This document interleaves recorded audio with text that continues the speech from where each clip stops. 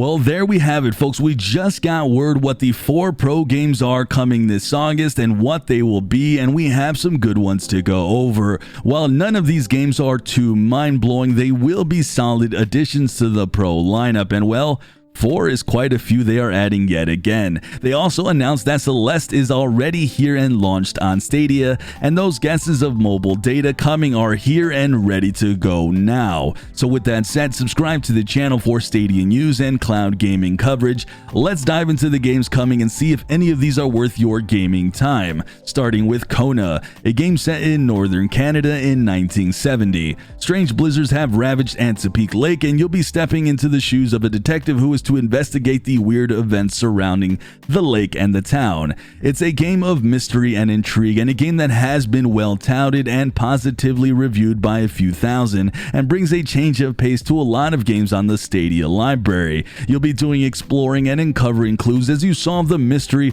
of what happened to the town that has gone missing. The next game on here is Metro Redux 2033. It's the first game in the series with a remastered edition and engine that has been improved. It also features Spartan and survival modes. With survival, you take in that slow and steady approach. Legendary has that no UI, no map, and deadlier combat if you're wanting to tackle the game in a more hardcore way. And if you're interested in the Metro story, this is where it all began. It's a solid game that I've gotten to play and test myself, and I really do enjoy it. Let's go on to the next game here, though. We have Shapes and Beats, and I've been screaming this from the rooftops for the longest time. But for me, this game is my favorite indie game on Stadia. Even with Celeste coming, I don't think that will change my mind, just because this game is more my style than a Celeste. But here you're enjoying great music, you're dodging little shots all day, it has a great co-op aspect to it, and it has an online portion when you can play with others and do random levels. I've gotten to mess with all of it for quite some hours here, and I couldn't recommend this game more. Even if it doesn't look like your thing on the surface, I would encourage you to definitely give it a shot.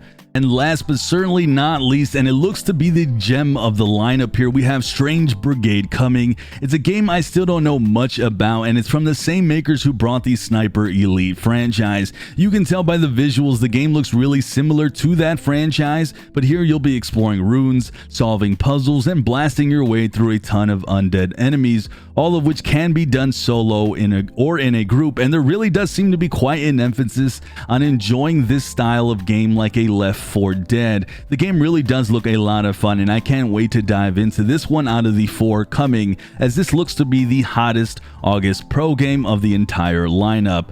Alright, enough of the games talk. Let's go ahead and take a look at the fact that mobile data has now arrived, and you can play with your 4G and 5G connection, and this is pretty huge, folks, as this will now give access to Stadia to a lot more people who only rely on their phones for web usage. Not only that, but we'll now get a lot more mobile ourselves when we're out and about, and we don't have those Wi-Fi restrictions. The key question going forward, though, is how reliable will the mobile data be with 4G? Have they made any changes to fix spotty connections we might have? These are important factors to making sure Stadia can run reliably. And honestly, I never thought we'd even see access to Stadia via 4G, so I think this is great news, and I'm excited to see if this potentially can open up more markets and more people joining this platform, not including new countries, which I think this particular experiment is aimed at.